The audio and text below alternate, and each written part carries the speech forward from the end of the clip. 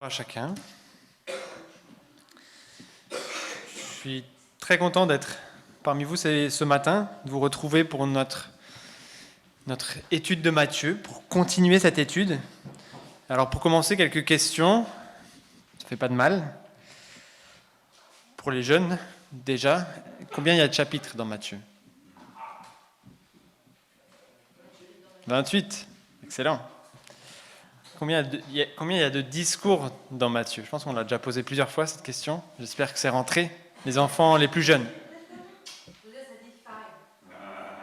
5 ? Non, c'est 5. Il y a 5 discours. Alors, est-ce que vous pouvez me dire combien on a déjà étudié de ces discours ? 3 ? 2 ? 1,5 ? Qui dit mieux ? J'aurais dit 2,5 du coup. Puisqu'on n'a pas fini le 3e. Et on le finit aujourd'hui. Donc, le premier, c'était quoi ?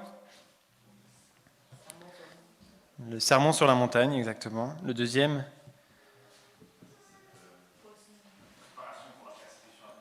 C'est ça, le discours que Jésus a donné aux disciples pour les envoyer en mission.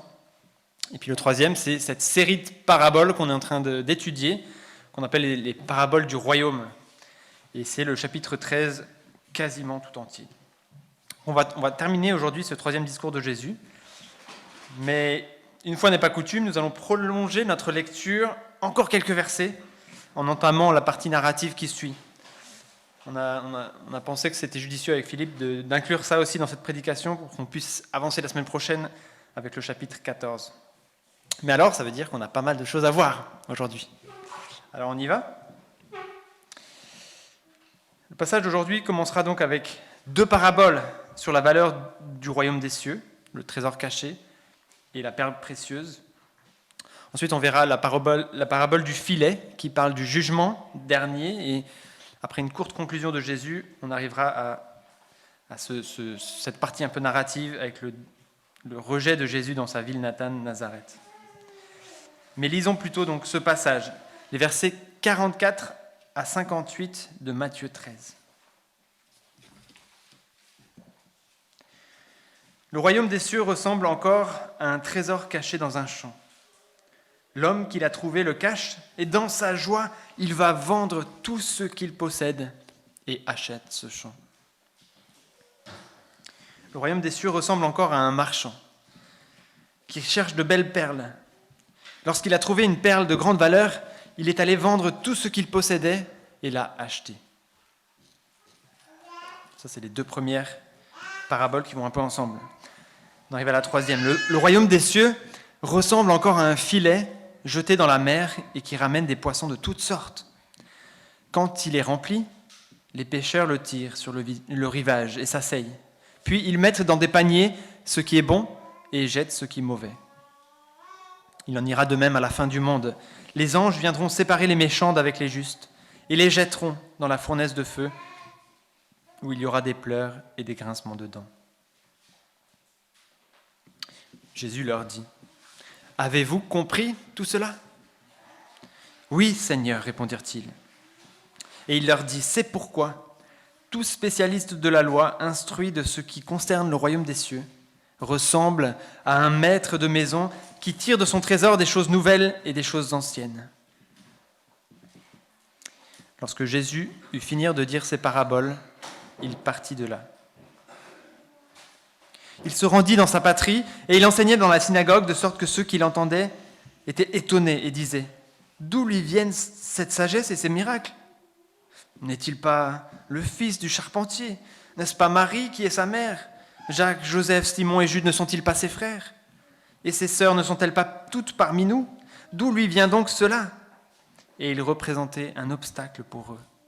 Mais Jésus leur dit : « Un prophète n'est méprisé que dans sa patrie et dans sa famille. » Il ne fit pas beaucoup de miracles à cet endroit, à cause de leur incrédulité. Alors on aura 3 parties aujourd'hui dans notre étude.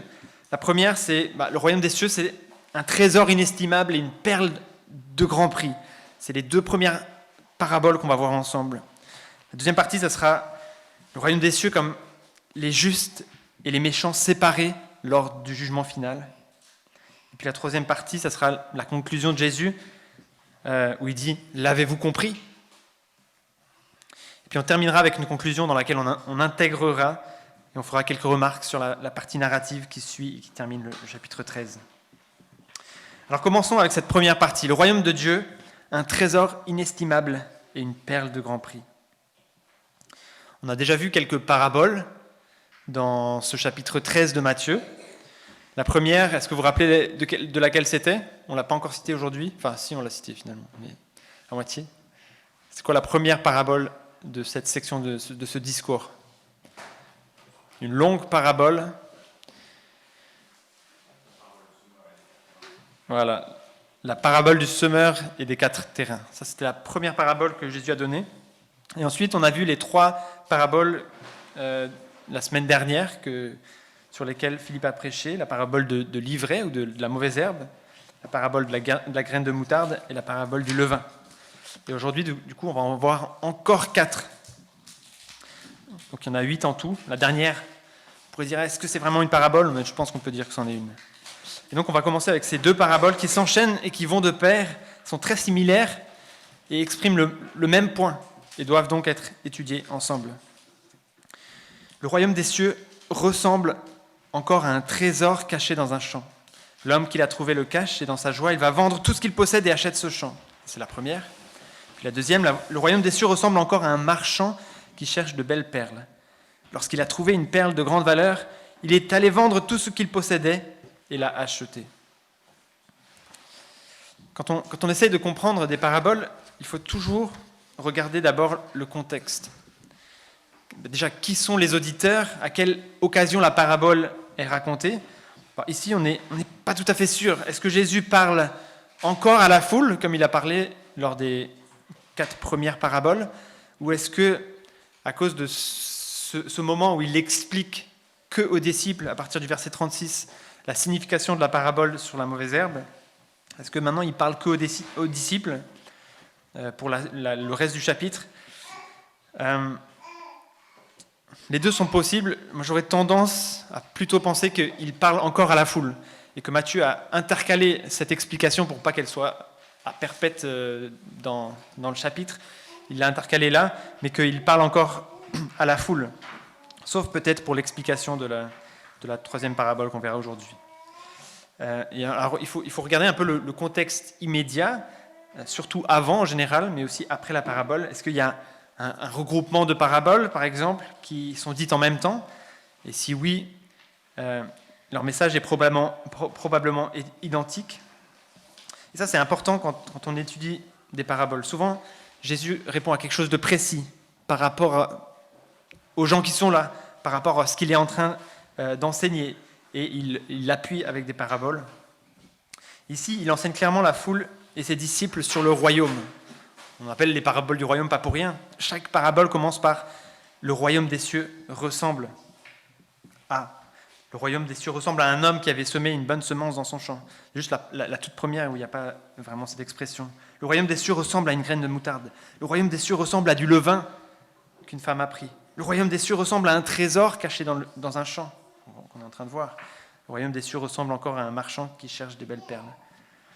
Et alors on peut se demander, alors on a compris que Jésus enseigne sur le royaume, quelle est la comparaison ? Et donc quelle est la vérité centrale qui en découle ? Il faut qu'on se rappelle qu'une parabole n'est pas une allégorie. Comme Philippe l'avait rappelé la semaine dernière, une parabole a une vérité centrale, un point central simple et apparent, et des détails secondaires qui viennent appuyer la vérité centrale, qui sont subordonnés à cette vérité centrale. Il faut éviter de spiritualiser, essayer de trouver pour chaque élément de la parabole un symbole, qu'est-ce que ça représente. Ça serait plutôt une allégorie. Et donc, pour ces 2 paraboles, il y a plusieurs interprétations qui ont été avancées, mais il me semble seulement une qui respecte un peu ces principes d'interprétation des paraboles. La première interprétation, du coup, serait qu'il s'agit là d'une parabole sur la rédemption, que c'est Jésus, cet homme, qui a acheté ce champ pour sauver le pécheur, qui serait ce trésor. Il aurait du coup tout donné pour donner sa vie pour sauver le pécheur. Certains même voient dans le trésor pas le pécheur, mais la nation d'Israël. Et j'aimerais juste vous lire une telle interprétation pour qu'on puisse voir ensemble ce qui ne va pas, et je pense que c'est une bonne chose à faire ensemble pour être attentif quand on lit des paraboles.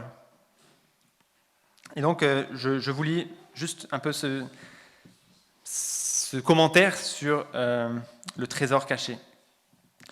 Voilà ce qu'ils disent. L'interprétation habituelle voit dans cette parabole le pécheur qui découvre Christ et va vendre tout ce qu'il possède pour l'acquérir et être sauvé. Ça, c'est ça, ce qu'on croit, ce qu'on a aussi vu dans l'histoire. Mais voilà, cette personne dit, cette exégèse soulève plusieurs problèmes. Tout d'abord, Jésus n'a jamais été un trésor caché. Il est même peut-être l'humain le mieux connu de toute l'histoire. Ensuite, le pécheur ne peut pas trouver Christ, car il est aveugle et rebelle. Et c'est vrai, c'est une réalité, on ne peut pas trouver Christ nous-mêmes, mais ils sont déjà en train de se concentrer sur un détail. C'est le Seigneur qui cherche le pécheur perdu. Et aucun pécheur ne pourrait acquérir le salut. D'ailleurs, remarquez que l'homme de la parabole n'a pas acheté le trésor, mais tout le champ. Le champ, c'est le monde. Matthieu 13, 38. Voilà, il cite maintenant ce qu'on a vu juste avant. Le champ, c'est le monde. Et on a vu que d'une parabole à l'autre, les éléments de la parabole ne représentent pas forcément la même chose. Faut-il que le pécheur perdu achète le monde entier pour gagner Christ ? Ensuite, le cache-t-il de nouveau ? Une fois de plus, le symbolisme de l'Ancien Testament nous aide dans l'interprétation. Le trésor est la nation d'Israël. Exode 19, 5. Cette nation a été placée dans le monde pour glorifier Dieu, mais elle a échoué dans sa mission. Elle est devenue une nation cachée, un trésor qui n'a pas produit des intérêts pour Dieu.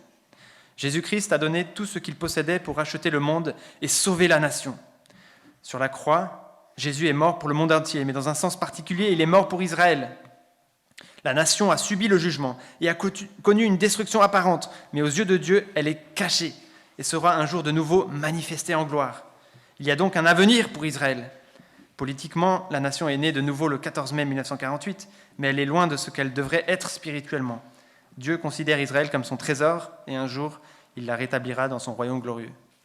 Voilà l'interprétation qu'ils ont fait de cette parabole. Alors j'espère que vous avez tous senti avec moi des petites choses qui titillent. Je vais juste en citer quelques-unes. Le fait d'interpréter des détails, le fait que le trésor soit caché et découvert, voilà, ils insistent là-dessus pour dire voilà, c'est Israël qui a été caché. C'est pas là-dessus qu'il faudrait se concentrer. Il faudrait se concentrer sur la vérité principale de la parabole. Déduire des symbolismes d'autres paraboles, comme ils ont fait, le champ, c'est le monde.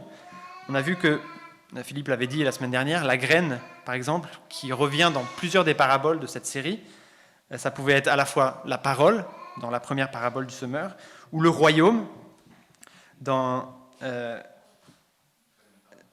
celui de la moutarde, ou bien encore les croyants, dans la mauvaise herbe. C'est ça, je n'ai pas fait dans l'ordre, c'est pour ça que je m'embrouille, mais voilà. Donc ça peut avoir différentes significations. Et donc on ne peut pas dire, voilà, le champ, c'est toujours le monde. Une autre chose, c'est qu'ils se sont éloignés du contexte. On avait vu que Jésus était en train d'enseigner sur le royaume, et le texte dit, le royaume des cieux ressemble à un homme. Je vais reprendre le texte. Le royaume des cieux ressemble encore à un trésor caché dans un champ. Visiblement, le royaume des cieux, c'est le trésor. Ils se sont éloignés aussi de comment on devrait interpréter les autres paraboles. Et ils ont trouvé une interprétation complexe qui ne peut pas être devinée de prime abord. Et on a vu que normalement, c'est assez simple, c'est assez limpide, l'interprétation qu'on devrait avoir. Et donc, on va s'arrêter là. On arrive à la deuxième interprétation à laquelle j'adhère sans aucun problème, qui est bien plus simple, et celle qui vient naturellement lorsqu'on lit ces deux paraboles dans leur contexte. Ce sont en réalité des paraboles qui nous parlent du royaume. Une valeur incomparable, une valeur telle que lorsqu'un homme la découvre, il est prêt à tout donner, tout ce qu'il a, à sacrifier tous ses biens, à abandonner toutes ses possessions, ou toutes ses perles pour pouvoir l'acheter. On peut imaginer que le marchand de perles avait déjà collectionné plein de perles et il donne tout pour cette perle de grande valeur. Alors bien sûr, on pourrait être gêné que l'homme est en train d'acheter en quelque sorte le royaume. C'est quelque chose qui est un peu poussé ces gens à avoir une autre interprétation. On ne peut pas acheter le royaume de Dieu, on ne peut pas acheter le salut. Mais il s'agit là plutôt que d'acheter, mais d'abandonner tous nos biens pour un bien meilleur. La vérité centrale, c'est que le royaume est infiniment précieux. Et c'est ça que Jésus voulait illustrer. On n'a pas besoin de se demander non plus combien malhonnête est cet homme qui ne dit pas au propriétaire du champ le trésor qu'il a trouvé, il va juste l'acheter, comme ça il l'a pour lui. C'est pas ça du tout non plus le cœur de la parabole. Il y a d'autres paraboles aussi, celle de l'intendant par exemple, où on pourrait dire il n'est pas très honnête, il remet les dettes de son maître à des gens pour s'assurer un futur. C'est pas le propos. Ce qu'il faut retenir, c'est la vérité centrale. Ce qu'il faut retenir, c'est que le royaume est infiniment précieux. Et on veut tout laisser, on veut tout abandonner pour obtenir ce royaume. Rien n'est plus important que notre relation avec Dieu. Jean Calvin décrit comme cela ces deux paraboles. Ces deux paraboles ont pour but d'instruire les croyants à préférer le royaume des cieux au monde entier, et ainsi de renoncer en eux-mêmes à tous les désirs de la chair, afin que rien ne les empêche d'obtenir une aussi précieuse possession. Nous avons grandement besoin de tels avertissements, parce que nous sommes si facilement captivés par les séductions du monde que la vie éternelle pâlit à nos yeux. Nous percevons donc l'objet principal de ces deux paraboles, nous faire comprendre qu'aucun ne reçoit la grâce de l'Évangile sans qu'il n'ait appris à mépriser tous les autres désirs, en dévouant tous ses efforts et toutes ses facultés pour obtenir ce trésor.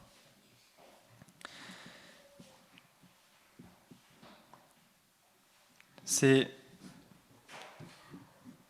vraiment important qu'on puisse comprendre que le royaume des cieux, ce que Jésus a fait, ce que Jésus est pour nous, son sacrifice à la croix et ce trésor qui nous est donné, offert, immérité, que nous pouvons recevoir si nous nous donnons à lui, si nous nous abandonnons à Jésus, est infiniment plus précieux que tout ce qu'on pourra trouver sur terre.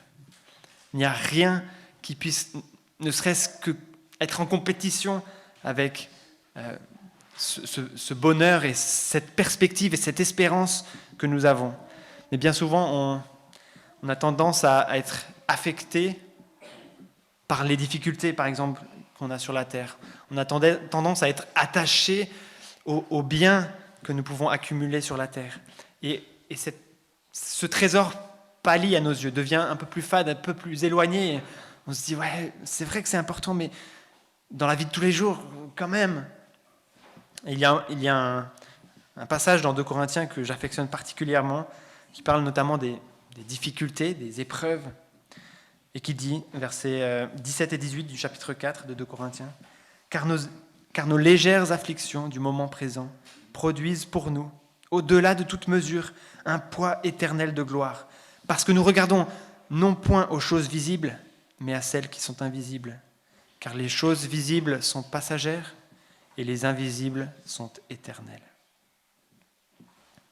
Rien n'est trop dur ni trop grand pour ne pas être abandonné à Christ, en réponse à son amour pour nous. Alors dans la parabole de l'homme qui trouve le trésor, il n'est pas en train de chercher ce trésor. Il le trouve, et peut-être plusieurs d'entre nous avons trouvé le royaume alors que nous cherchions rien.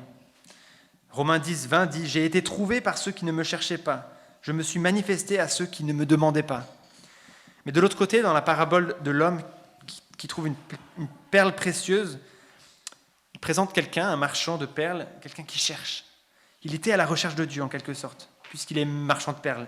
Il s'était probablement attaché à de fausses perles, des perles sans valeur. Il était probablement riche d'un point de vue humain, mais il savait, poussé par l'esprit, parce qu'on ne peut jamais trouver par nous-mêmes, on sait que c'est l'esprit qui nous arrache de la mort à laquelle nous sommes condamnés. Poussé par l'Esprit, il savait qu'il y avait quelque chose de plus grand, de plus précieux à trouver. Et quand il trouve la perle de grand prix, il est sûr que c'est le bien le plus précieux qu'il puisse jamais posséder. Il vend tout ce qu'il a, il abandonne tous ses biens pour l'obtenir. C'est une folie pour les hommes. Et c'est vrai, quand on voyait cette histoire tout à l'heure à l'écran, en voyant ce marchand partir en chemise de nuit avec juste sa perle, on se dit, peut-être pas ouf son choix là. Il aurait quand même pu garder tout, ces frigos et ces trucs là. Ça avait l'air quand même plus précis que juste un. Mais c'est une folie aux yeux des hommes. Mais c'est une grande sagesse pour ceux qui connaissent la valeur du royaume. Déjà aujourd'hui, pour la vie d'ici-bas, mais aussi pour l'éternité. Une relation rétablie avec notre Père, notre Créateur, libéré du péché, adopté comme enfant de Dieu. Cela dépasse et de loin tout ce que vous ne pourrez jamais posséder sur la terre. Je relis le passage dans Philippiens 3.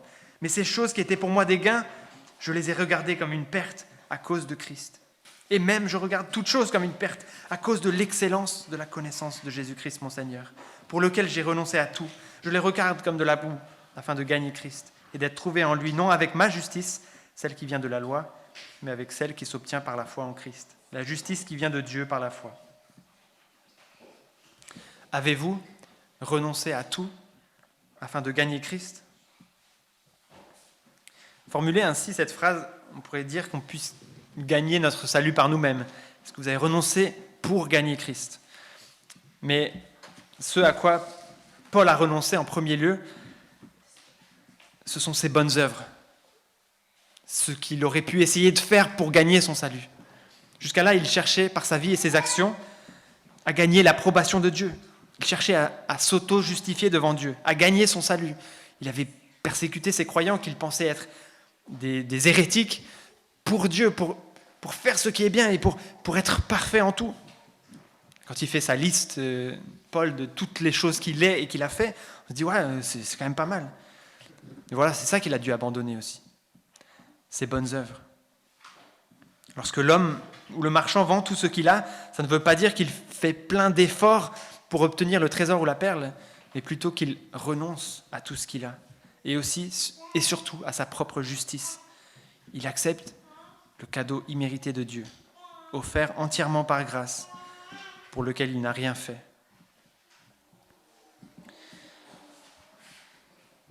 John Gerstner, il disait, « Le principal obstacle entre vous et Dieu n'est pas tellement votre péché, ce sont vos détestables bonnes œuvres. » Je trouve que c'est une phrase courte mais percutante qui illustre ça. La propre justice d'un homme pécheur, c'est comme un vêtement souillé, nous dit Ésaïe au chapitre 64. Nous sommes tous devenus comme des objets impurs et toute notre justice est pareille à un habit souillé ou taché de sang.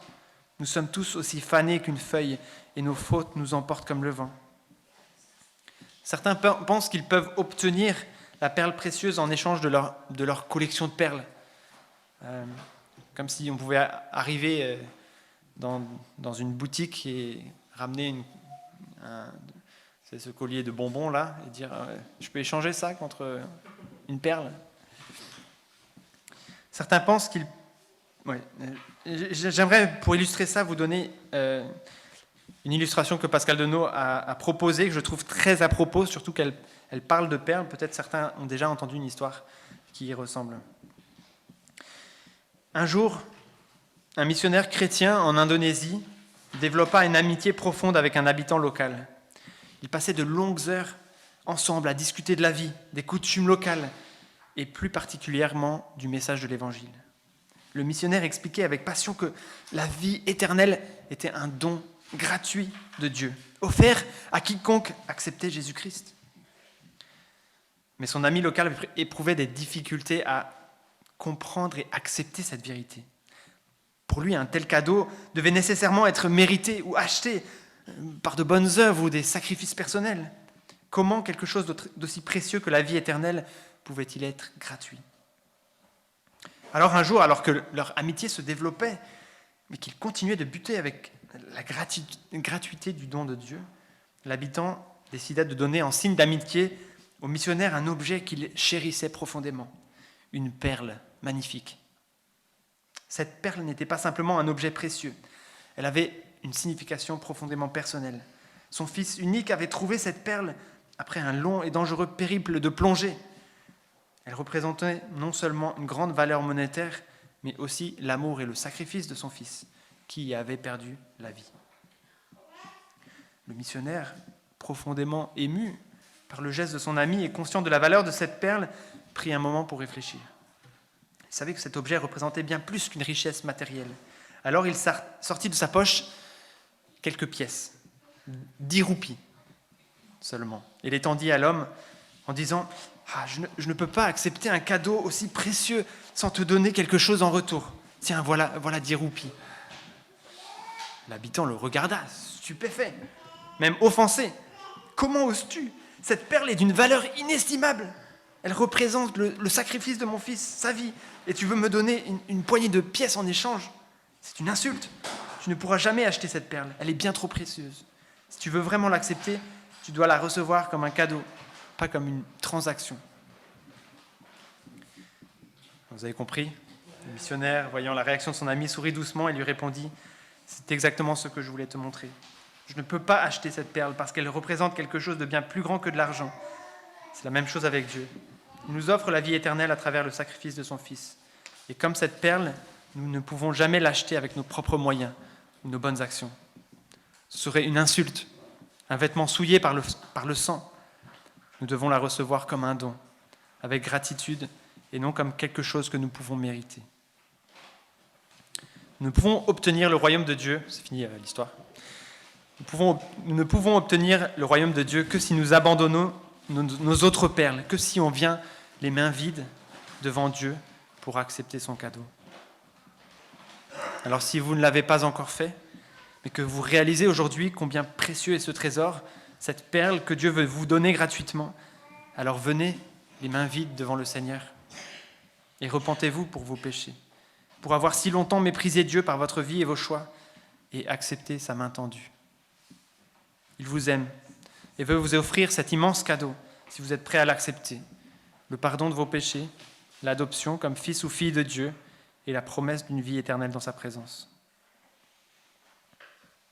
Et pour nous qui croyons, je pense que c'est toujours une vérité extrêmement importante à comprendre, parce que nous avons naturellement tendance à vouloir faire le bien pour mériter le salut qu'on a reçu. Au contraire, nous devrions être infiniment reconnaissants pour le cadeau immérité que nous avons reçu et répondre avec gratitude et par amour en pratiquant le bien, en faisant des bonnes œuvres pour honorer Dieu, pour faire ce qu'il aime du mieux qu'on peut, mais pas pour essayer de gagner quelque chose, simplement par reconnaissance, par gratitude.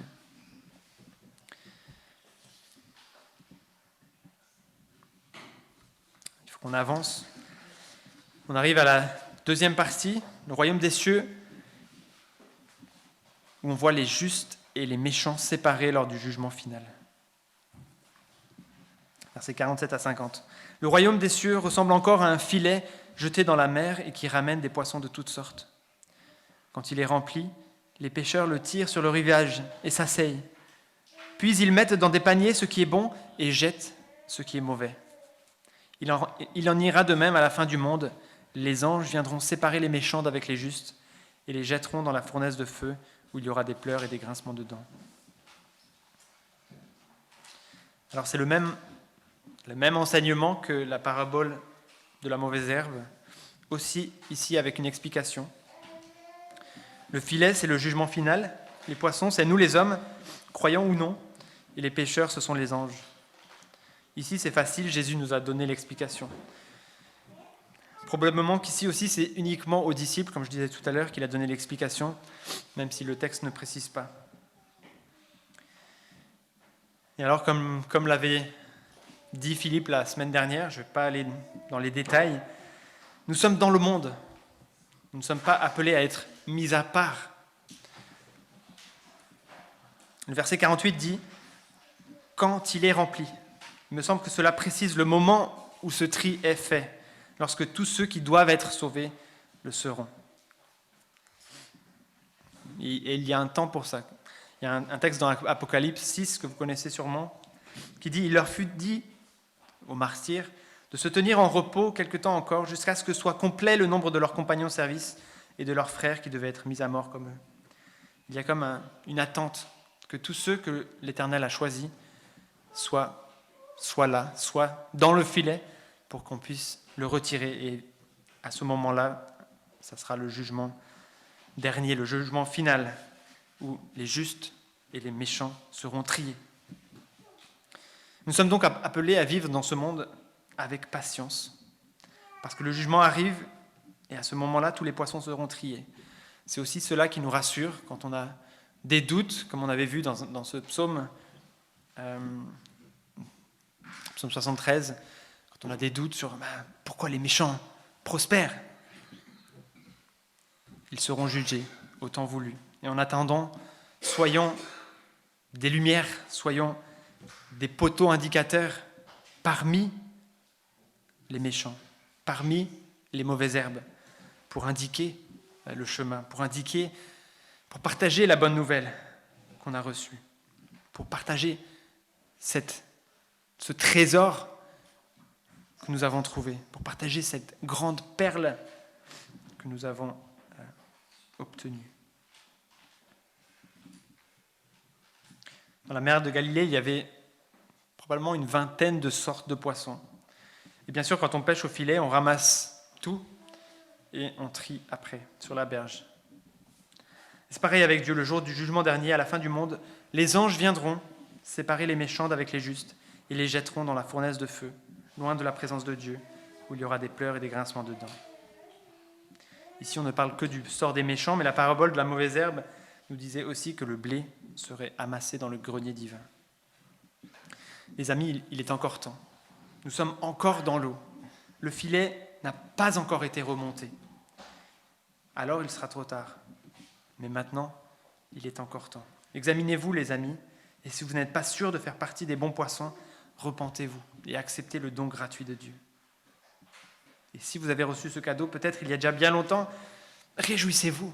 Réjouissons-nous les uns avec les autres en se rappelant des promesses de Dieu, en faisant ce qui est bien, sans relâche, par amour pour notre roi. Jésus a dit « Mes brebis entendent ma voix, je les connais et elles me suivent. Je leur donne la vie éternelle. Elles ne périront jamais et personne ne les ravira de ma main. Mon Père qui me les a donnés est plus grand que tous et personne ne peut les ravir de la main de mon Père. »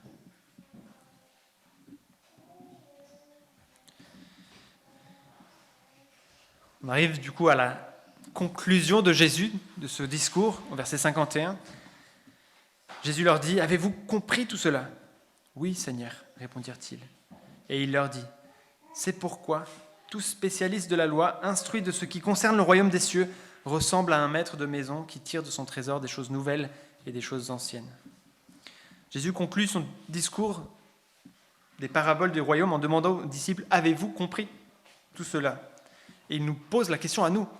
Est-ce qu'on peut dire avec ses disciples « Oui, Seigneur, on a compris ». Si oui, voilà ce qu'il déclare. Je cite Jean Calvin. Il déclare que les enseignants sont comme des maîtres de maison qui veillent non seulement sur leur propre nourriture, mais ont un magasin rempli pour nourrir les autres. Ils ne vivent pas en cherchant leur aise, mais font des provisions pour les jours à venir. La signification est donc que les enseignants de l'Église doivent être préparés longuement par l'étude pour pouvoir donner au peuple une variété d'instructions concernant la parole de Dieu, selon que requièrent les différentes situations de manière semblable à un père de famille qui tire de son cellier ou de son grenier toutes sortes de choses pour la subsistance des siens. Alors ces choses nouvelles et ces choses anciennes qu'il tire de son trésor, c'est assez flou, il y a plusieurs suggestions. Bon, comme Calvin, on pourrait dire c'est une variété de choses, une diversité de choses que les spécialistes de la loi instruits de ce qui concerne le royaume des cieux, on pourrait dire des scribes disciples, des enseignants disciples, ils doivent tirer de leur trésor des choses nouvelles et des choses anciennes. On pourrait dire aussi que ça peut être l'Ancien Testament et le Nouveau Testament, tout ensemble, la révélation complète peut maintenant, si on a compris ces choses, être révélée. Ça peut être la loi et l'Évangile. Bref, nous sommes, en tant qu'enseignants, appelés à étudier la parole et à la transmettre de manière complète, si on l'a compris. Mais nous sommes tous, quelque part, des enseignants. Les pères de famille, les mères de famille sont des enseignants auprès de leurs enfants, mais vous êtes aussi, quelque part, des enseignants auprès des gens qui connaissent moins que vous. Si vous discutez avec un frère qui est au début de sa vie chrétienne, peut-être vous avez aussi besoin de lui donner un petit coup de main pour comprendre. Nous sommes tous des enseignants et nous devons nous imprégner de ces choses-là. On ne veut pas juste les comprendre intellectuellement et se dire oui, j'ai compris un peu les paraboles de Jésus sur le royaume, mais on veut aussi le comprendre pour pouvoir le retransmettre, pour pouvoir le vivre d'abord et le retransmettre. Alors verset 53, lorsque Jésus eut achevé ses paraboles, il partit de là. Ça rappelle la formule qui est à la fin de chaque discours dans Matthieu, à la fin de chaque discours, c'est lorsque Jésus a fini de parler, il partit. Vous pouvez les retrouver à la fin de chaque discours si ça vous intéresse. Et donc on a fini le 3e des 5 discours. On a vu le sermon sur la montagne, le discours sur la mission, et maintenant le discours sur les paraboles et le royaume. Il en reste encore 2, le discours sur l'Église et le discours sur les monts des Oliviers, qu'on verra plus tard. Je conclus donc. On a donc fini le 3e discours de Jésus. Mais avant de conclure, c'est dans ma conclusion, mais on n'a pas encore regardé ces derniers versets narratifs.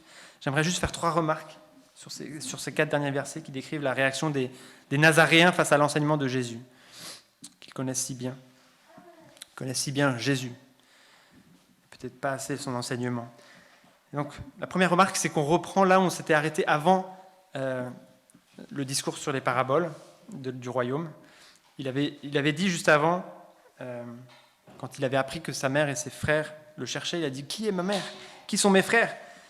Ceux-ci sont ma mère, mon frère, ma sœur. » Et donc, on avait parlé de la famille de Jésus comme étant...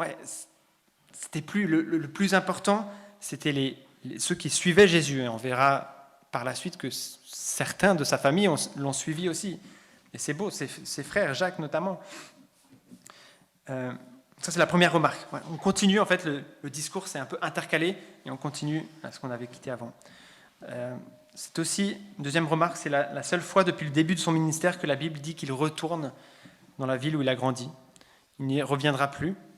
D'ailleurs, il en est chassé assez violemment dans un texte parallèle dans Luc qui raconte ce même moment où il est chassé, les gens essayent de le tuer même. C'est aussi la dernière fois qu'il prêche dans une synagogue. On voit donc que l'opposition augmente. Il y a de plus en plus d'opposition, d'endurcissement des cœurs par rapport à ce qu'il annonce. Puis troisième remarque, c'est qu'il provoque l'étonnement, et puis l'incrédulité, et puis ça se transforme en endurcissement. Les gens se sont arrêtés à ce qu'ils connaissaient, le fils du charpentier, qu'ils connaissaient si bien. Ils n'ont pas cru qu'il était bel et bien le Messie, l'envoyé de Dieu, le Fils de Dieu annoncé par les prophètes. Un prophète n'est méprisé que dans sa patrie et dans sa maison, dit Jésus. Il s'était trop habitué. Est-ce que nous aussi, on est parfois trop habitués à Jésus ? Ouais, on connaît Jésus, on sait qui il est, mais on oublie vraiment qui il est. Le fait d'être nous-mêmes enfants de Dieu, est-ce qu'on oublie ? On s'est habitué au fait d'être chrétien, au fait d'être saint, mis à part pour Dieu, au fait d'avoir été adopté par Jésus, par Dieu, être frère de Jésus. Est-ce qu'on s'habitue à tout ça ? Je pense que c'est bon de se rappeler de la merveillosité du cadeau qu'on a reçu, du caractère incroyable d'être appelé enfant de Dieu, frère de Jésus.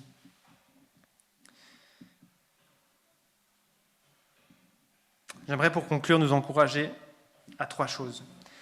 Émerveillons-nous devant la valeur incomparable du royaume de Dieu et sachons examiner notre vie pour déterminer si, oui ou non, nous sommes prêts à abandonner tout ce qui nous empêche de vivre la vie de piété, de garder Dieu à la place numéro 1 de notre vie, celle qui lui revient. Émerveillons-nous de la valeur incomparable du royaume de Dieu. La deuxième chose, rappelons-nous que nous ne pouvons ni n'avons rien fait pour notre salut. C'est un pur cadeau. Il n'y a rien à gagner en faisant des belles et des bonnes œuvres. Au contraire, ça serait une insulte à Dieu que d'essayer de repayer ce qu'il a fait pour nous.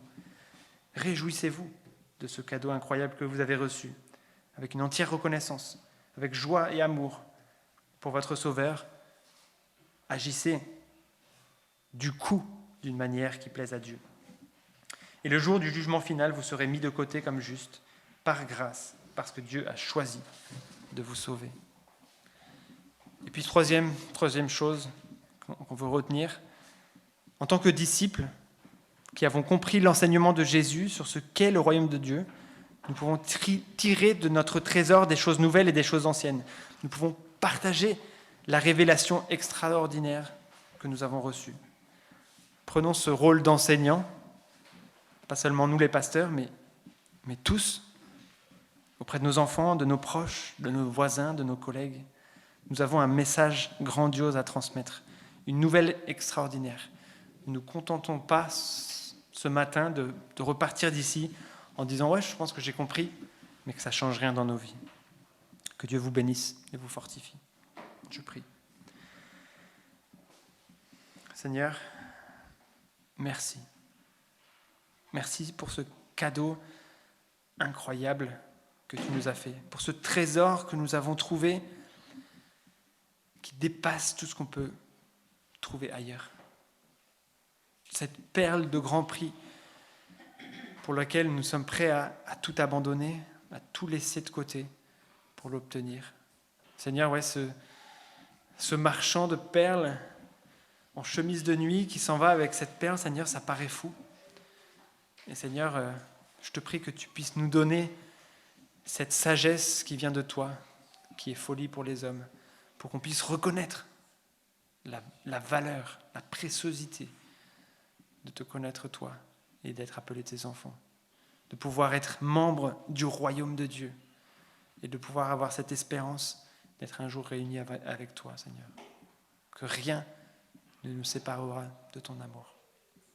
Seigneur, je te prie que tu puisses nous donner de nous émerveiller de tout cela chaque jour et que ça puisse se transparaître dans nos vies concrètement, dans nos choix, dans nos décisions, dans notre façon de parler, de nos possessions, de les considérer. Seigneur, je te prie que tu puisses nous aider à nous rappeler que tu es celui qui nous a fait ce cadeau immérité, gratuit, et que nous ne pouvons jamais le repayer. Seigneur, aide-nous à pratiquer les bonnes œuvres pour les bonnes raisons, pas dans l'espoir de prouver quelque chose, dire voilà, par ces bonnes œuvres, je montre quand même que j'ai été sauvé et que j'appartiens à Dieu, mais plutôt par reconnaissance, pour dire merci et pour que notre amour pour toi transparaisse à travers ces bonnes œuvres. On veut faire ce qui te plaît, on veut faire ce qui te fait plaisir, on ne veut pas faire ce qui t'attriste, ce qui te dégoûte, ce qui te met en colère. Et Seigneur, aide-nous à transmettre ce message autour de nous, à transmettre les réalités du royaume de Dieu à nos enfants, à notre mari, à notre femme, à ceux qui nous entourent, à nos frères et sœurs dans la foi, à notre voisin, à nos collègues, Seigneur. Aide-nous à ce que tout ça puisse s'imprégner dans nos vies et qu'on puisse apprendre à le transmettre. Au nom de Jésus, je te prie. Amen. On peut chanter le numéro 58 dans les porte-vues, « Connaître Christ ».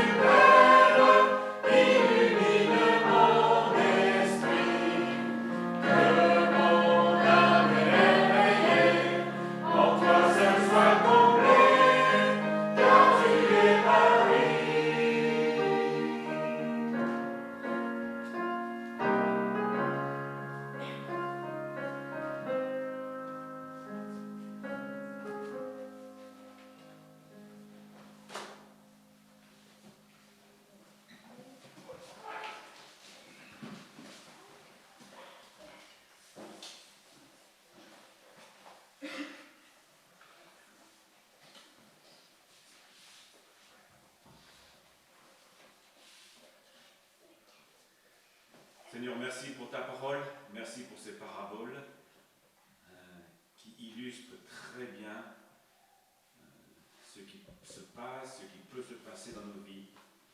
Et je te prie que chaque dimanche, en particulier, tu continues à faire ce travail de grâce dans mon cœur, que je puisse m'émerveiller devant cette perle précieuse, devant ce trésor sans prix. Seigneur, c'est si facile d'être émerveillé par mille et une choses, parfois des bonnes choses. Mais Seigneur, aide-nous vraiment, aide-moi à m'émerveiller de plus en plus à travers les années de ce cadeau, de cette grâce que tu nous as fait, de pardonner nos péchés, de nous adopter dans ta famille, de nous appeler tes fils, tes filles. C'est un cadeau formidable. Et Seigneur, pardon, de nous accoutumer, de nous habituer à ce cadeau, de nous habituer à entendre parler de l'histoire de Noël, de ce Jésus, Dieu qui vient habiter parmi les hommes. Seigneur, renouvelle en nous capacité à nous émerveiller chaque matin de la grâce que tu nous fais d'avoir un souffle, un nouveau souffle, une nouvelle journée Seigneur, fais ce travail dans cette semaine, dans nous, dans nos enfants, dans nos petits-enfants, dans ceux qui nous entourent, dans toute ton Église, Seigneur, que ce soit une Église de gens qui s'émerveillent devant Jésus et devant son œuvre de grâce qu'il nous a donnée. Amen. Amen.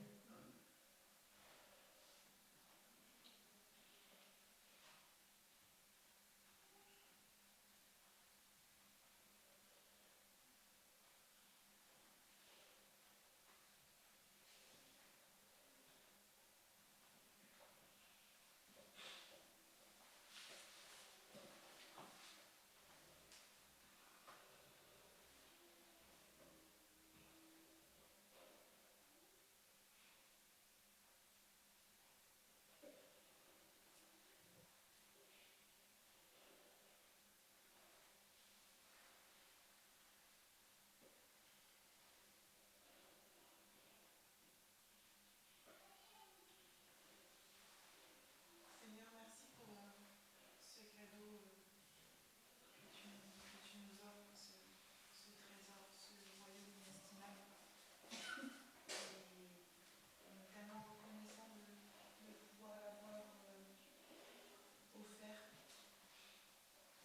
Mais aide-nous, Seigneur, sur ces derniers points que Pierre David a mis en lumière sur ce partage qui n'est pas évident, surtout quand on est confronté à des personnes fermées, à des personnes qui n'ont pas envie d'écouter. C'est vrai qu'on est tellement bien de notre vie à écouter la parole le dimanche, à étudier dans notre petit coin que parfois persévérer dans le partage, c'est plus compliqué. Aide-nous, aide-moi à vraiment pouvoir partager, pouvoir toucher un peu les cœurs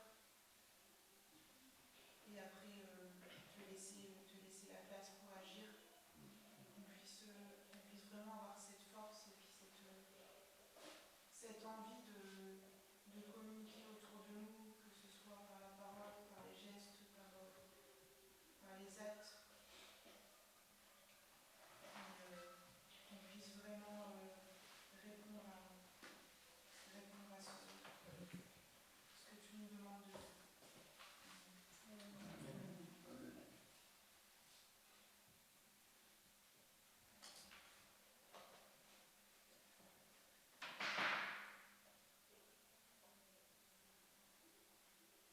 Merci Seigneur pour ce cadeau, pour cette perle précieuse, pour cette vie éternelle avec toi,